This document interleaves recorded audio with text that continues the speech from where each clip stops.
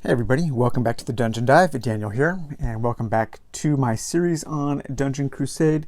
And this is the second part in which we are taking an in-depth look at the components. Spoilers will be shown. Of course, I'm going to look through all of the cards. Well, not every single card, but I will look through all the decks of cards now, so we can see what this game comes with. So first off, we're going to start. We've already seen these cards, but I thought we would just take a look at them again. These are the encounter cards, the adventure cards for the Avalon Adventure board game. These are the cards you are going to be drawing when you land on a spot and explore, rolling a d12 or a d6 depending on whether you've been to that location or not, and then following the prompt on the card. So if you were entering into the Tomb of the Undead and you rolled a 12, it would say, as the heroes are searching the graveyard south of the entrance of the tomb, they discover a heavy wooden chest with a shallow grave. Select one hero and test lockpicking, 14. So you have to take a lockpicking chest and a test and roll 14 or more on a d20. Modify the result by the hero's lockpicking value. The hero has 3 attempts to pick the locks. On a success, the chest contains 1d4 times 100 gold and a piece of loot. Draw 1 loot card from the gold treasure chest deck. If the 3rd attempt is a fail, the lock mechanism breaks. So that's actually a pretty good reward for solving that. So lots of different ways to have encounters. There are stat checks, there are little combats, little skirmishes. Sometimes you will just meet an NPC, and sometimes you will just have a nice uneventful day where nothing happens. After that, we will be let's take a look at our hero card. So of course we have our Fetch Hound, Albus, and this is his level 1 card. I believe his level, let's see, his level 2 and 3 cards are back here. So even your Fetch Hound can level up. Now I really like the idea of a Fetch Hound, and I remember that from the what was the first game, the first Diablo game that was like that, Fate used the Fetch Hound, and I think that same team or members of that team worked on Diablo, and then they ended up going on to making Torchlight, which also features a Fetch Hound. So that's always a really nice thing to have when you can give your Fetch Hound, you can give him or her the gold or items to sell. They run back into town and they do your work for you, and then they bring you back your stuff. So as you level up the Fetch Hound, he can hold more items, he can hold more gold, he can hold more potions to bring back, and he can move more. And he also has I guess it could be a she, I have not looked. Hero creation, Roger Deering. Before the Dark Age consumed the land of Avalon, the land was a beautiful, peaceful place, and prospering dogs were an integral part of everyday life and were used in many different ways. So Albus is your dog, and he can help you a great deal during your adventures. And then we have our hero cards. So most of my base hero cards, of course, are in my binder. We've already taken a look at some of those, but these are some of the expansion heroes here that you can order, and there are 6 different heroes that they come with, their own standees and their own special abilities. And of course, on the back side of the level 1 heroes, you do have a little story. Now, the stories were written by, or at least conceived by, Kickstarter backers. I'm not so into that as a reward. I'm not paying other people to make the game. I would rather just the designer make everything, but it is what it is. And then you get a little picture of where they're from in Avalon, so that's kind of cool. And then you also get a listing of their special abilities. And then you have all of their stats. Now, there are quite a few stats, but luckily these cheat sheets that the game comes with does outline everything. So you're going to have strength, willpower, wisdom, agility. This is going to be your movement. So it is a roll to move system, but you do have a base movement plus a d6. This is how many attempts you get to pick a lock. And then you have your hiding skill and your evading skill. Those will help you hide from guardians who are chasing you around the dungeon. You can quick sneak into a chamber, an empty chamber, and try to hide. And then this, I believe, helps you evade out of a chamber when there is a champion in there that maybe is too powerful to fight. And then here you have your warfare types, and this is all about combat. And of course, you have physical, you have ranged there, you have arcane, spiritual, mythical, and chaos. And of course, those will match up to different colored dice. And the combat system is pretty, it's unique in this game. It's pretty abstract. It's not a lot of positioning.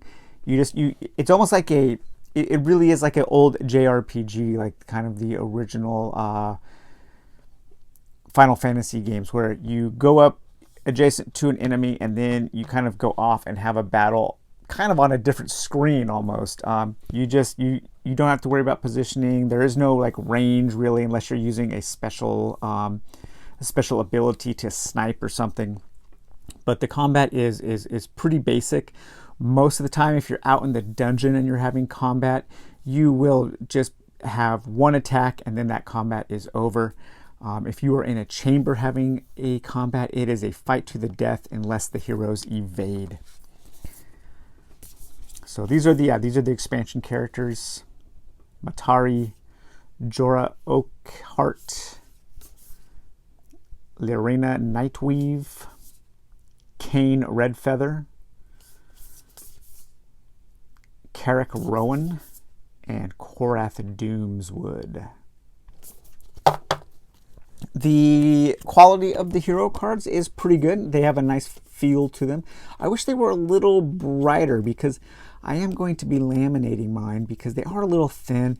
And when you put those clips on to keep track of their health and essence, I have noticed already that my base heroes are already getting little divots of where the little tracker goes, and that does happen whenever you use those little kinds of clips. So I'm not super into that as a system. I would rather have like some dials. I might just get some little dials and use those. So we'll see. But I am afraid that when I laminate mine, that it might make it even darker. So we'll have to see about that. And then we did take a look here already at these at the reference cards. So you get a quick reference sheet that's going to tell you the different phases of a turn. Of course, upkeep, encounter, your guardian phase, hero phase, and monster phase. You have your icons for your warfare types and your attributes. And then you also have what you can do with a single action. But one thing that's not on this card, at least I don't think it is anytime you make an attack, that ends your turn completely. So it might say that you can move an attack, and then for another action you can move and attack a guardian. No, you only get one attack on a turn. So you kind of want to plan out your turn. You want to do your moving and your non-combat turns or actions before you do your combat actions. And what is interesting in Dungeon Crusade is, for most things, the movement is part of the action. You can move and attack on an action. You can move and find a secret door as an action. So that's pretty interesting. I've not seen that system used too often, if at all ever. So those are the little cheat sheet cards. And then we have taken a look at these, but these are the quest cards that you're going to be using. When you pick a scenario, the scenario is going to tell you the 3 quests for each quest table. Again, there's 3, 3, and 3. And as you progress through the dungeon, you will be going through different quests. Each time you go into the dungeon, of course, you're going to have to do a main quest, a side quest, and kill the boss. And each one of these is going to have a little story, and each one of these is going to have an objective, your rewards, and how you set up. We've already taken a look at those. But there is a good stack of these, and I am looking forward to diving into these quest cards. All right, next up, let's look at the encounter cards. So the encounter cards, there are quite a few. Let me bring up this here. This is my tray here that I have other. So there are about 80, I think, encounters. 10 of them are what you would call an interlude, and these are just kind of safe. You know, nothing happens. The heroes proceed onwards deeper into the dungeon's twisted passages. And there are different types of interludes with different pictures and different little fluff text. So I believe there's probably about 70 or so non-interlude events, and when you set up your event deck for each game, I believe you're going to take, let's see, 1, 2, 3, 4, 5, 6, 7, 8, 9, 10, 11, 12, 13, 14, 15, 16, 17, 28, 29, 30. Yeah, I think you're going to take 30 events, and then you're going to mix in 10 of the interludes, and that is going to form your encounter deck for that particular game.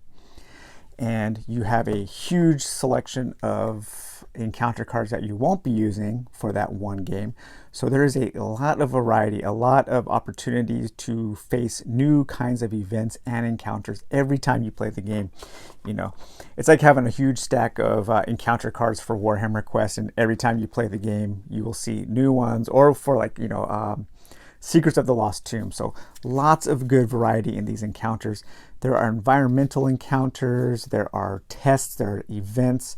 Not all of them are bad. Sometimes you can get healed, but I believe every single one of them is different. Every single one has a different text and picture and something new for you to do.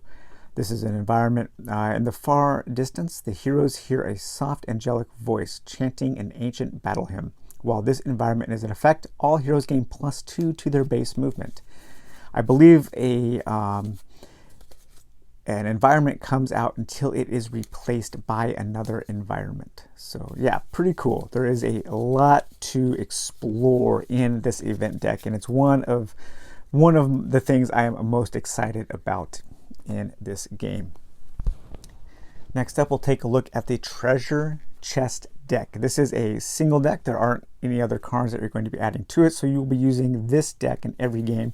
I believe it's about 30 cards, and I think every single one is different.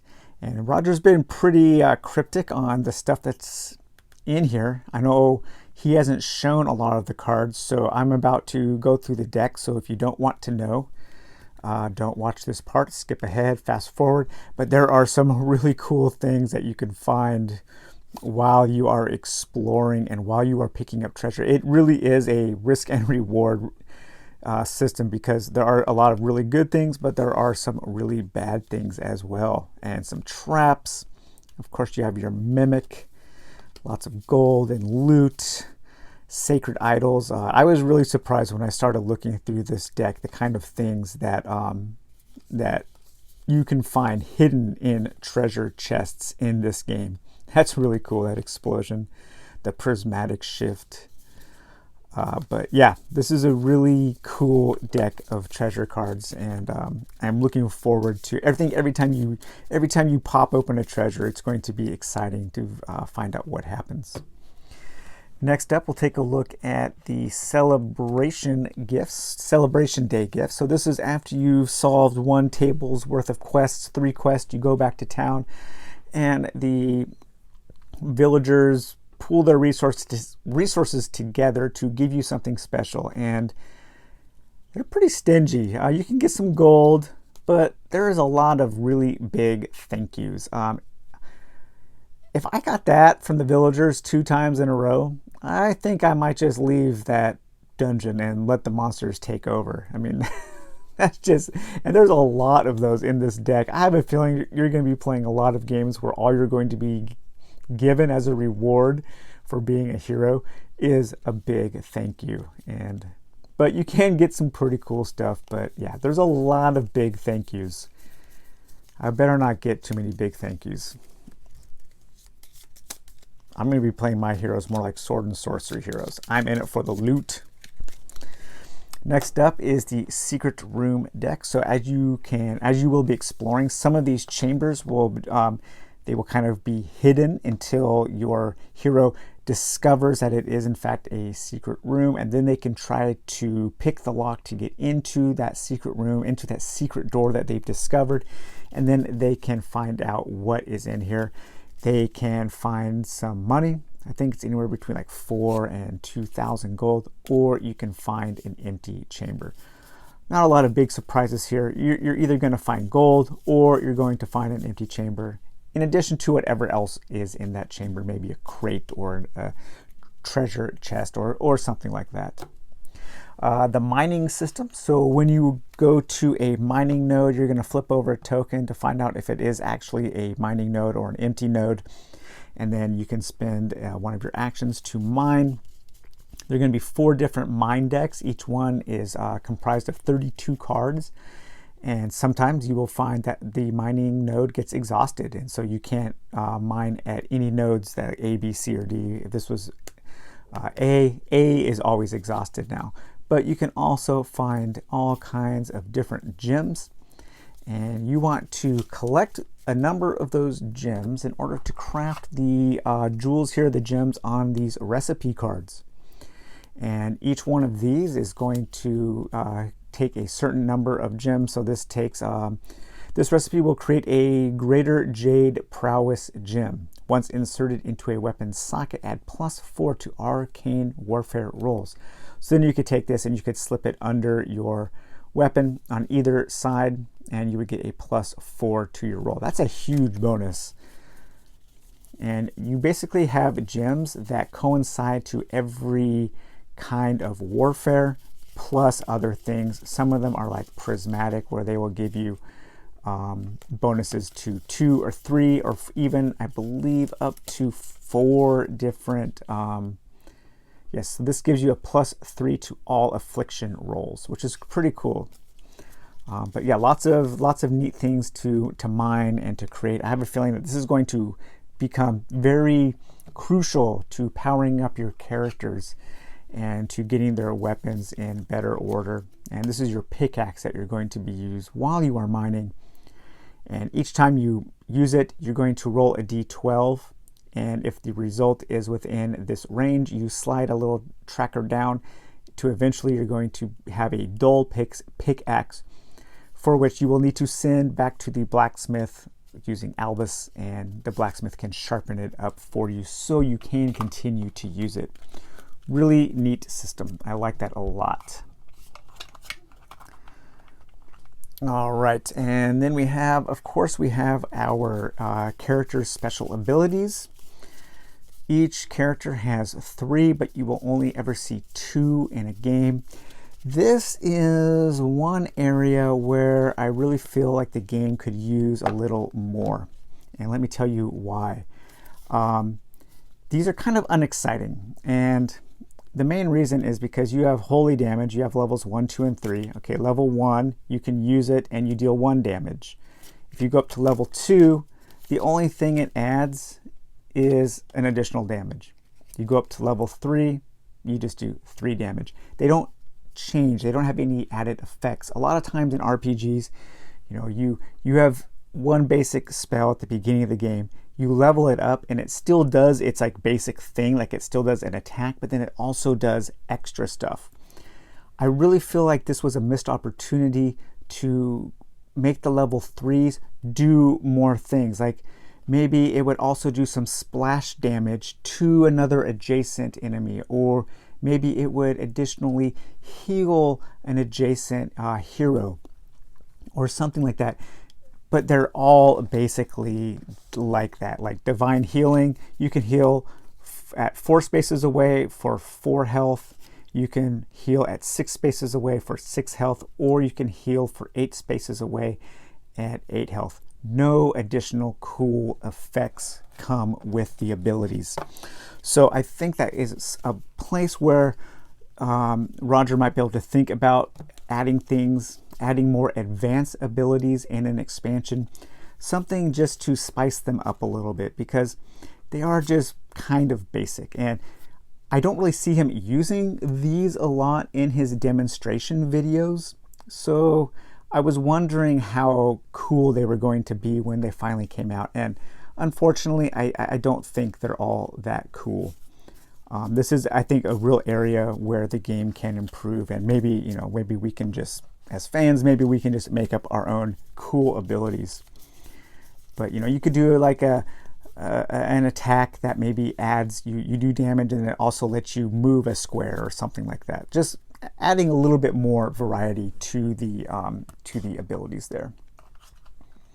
And then you have your blessings deck, and your blessings are, we believe they're 200 gold. You go to the temple in the village, and you can draw one, and you will have an angel that blesses you for that excursion into the dungeon, and you will get all kinds of different things. I mean, that angel of luck, +4 to all of those.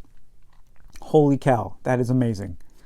But you can also get despair, where you pay your money and then nothing happens. And you don't know what you're going to get. You pay, but the angel doesn't trigger until you go back into the dungeon. So again, there is kind of a pressure luck element to this. This game has a lot of pressure luck elements, and I appreciate that.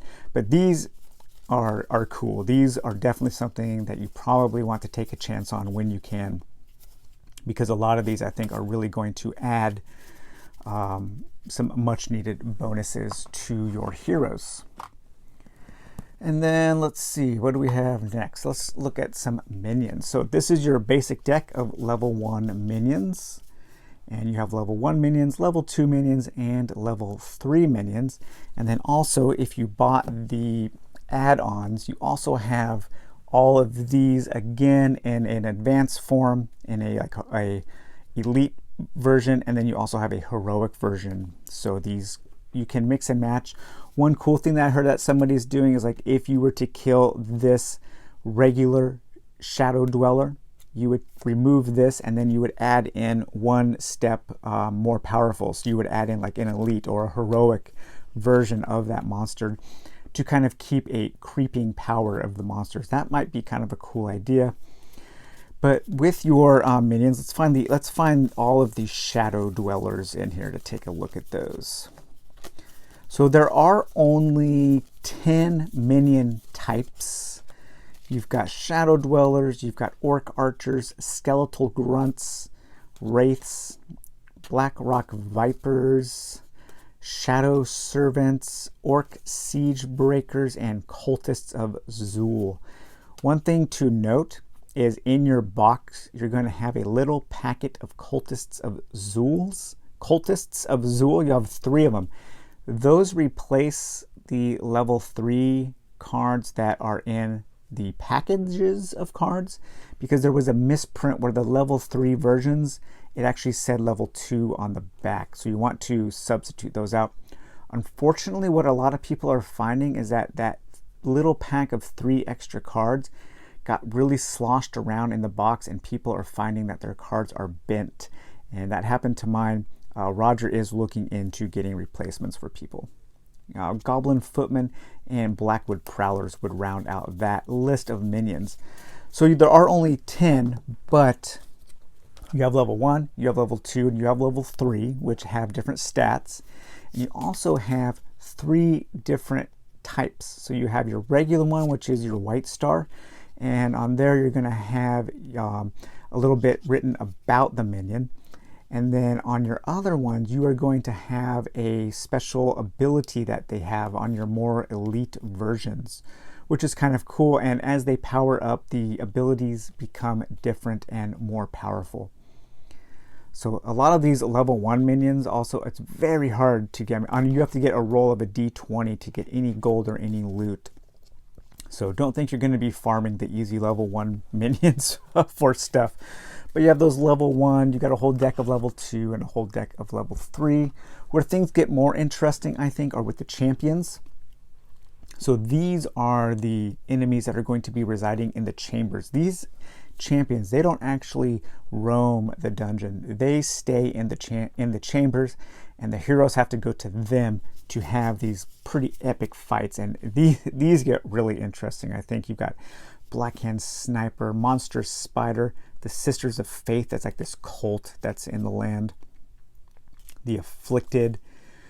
Sometimes you will have to face 2 of a certain type of monster if you get really unlucky. Vampire Assassins, Tenderfoot Warlocks, massive vipers.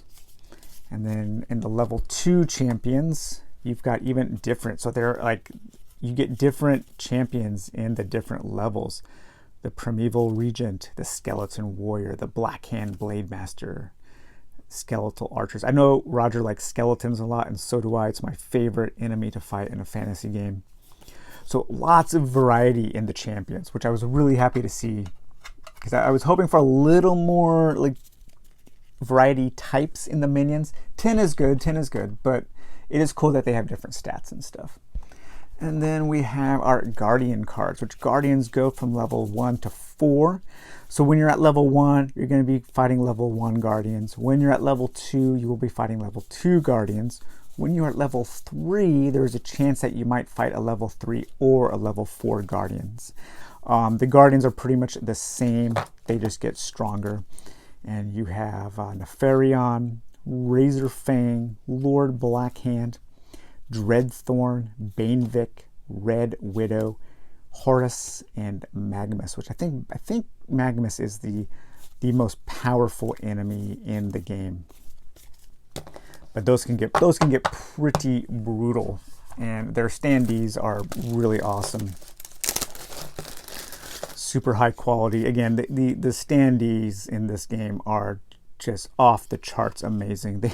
They are so good. I wish I could just have standees exactly with this quality of art, this quality of cardboard, for every game that I own. I mean, look at those. You know what? A game I thought that has standees that are just as good is Legends of Andor. You could probably take these and the ones of Legends of Andor and use them in a whole bunch of different games. So that is really cool. And then the only cards we have left that we haven't taken a look at are some of the cards still in this well here. And those are basically our loot cards, which right now I have categorized by their rarity. And you have your junk. So of course, when you get one of these, you're going to be pretty pissed off. I do want to try to think of like some quests that maybe some of this junk gets used in interesting ways. I think you could do that. That would be pretty cool. And you have your common gear, which this is just the most common gear that you're going to find. All of these are tier 1, so this is the gear you're going to be using when you first start off the game, because everybody's going to be level 1. Not too exciting. A few things that do some have some interesting abilities.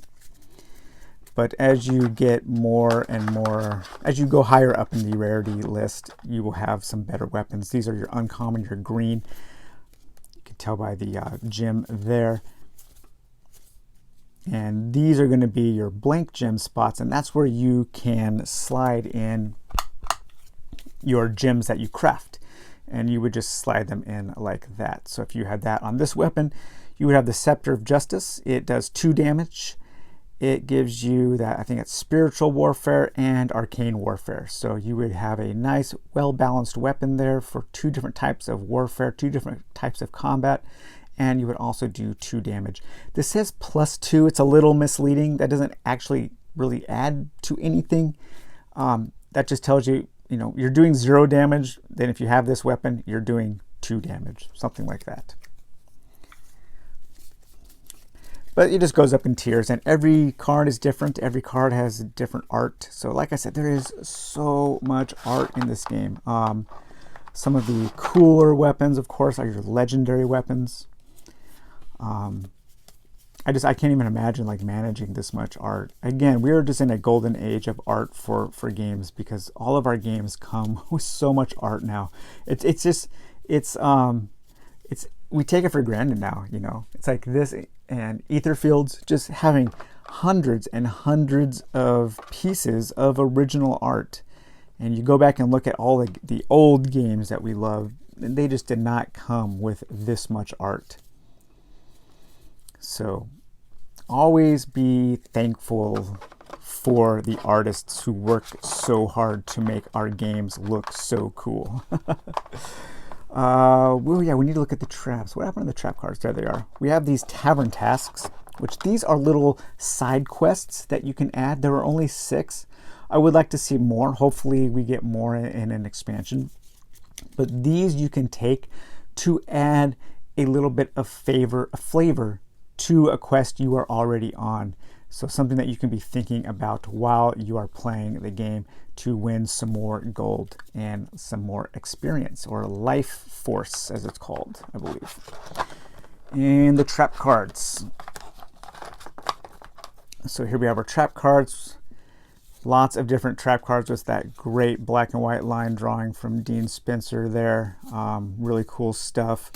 One thing that I am a little worried about with the traps is as you set the traps up on the board, it seems to be pretty easy to just avoid them, just go around them most of the time.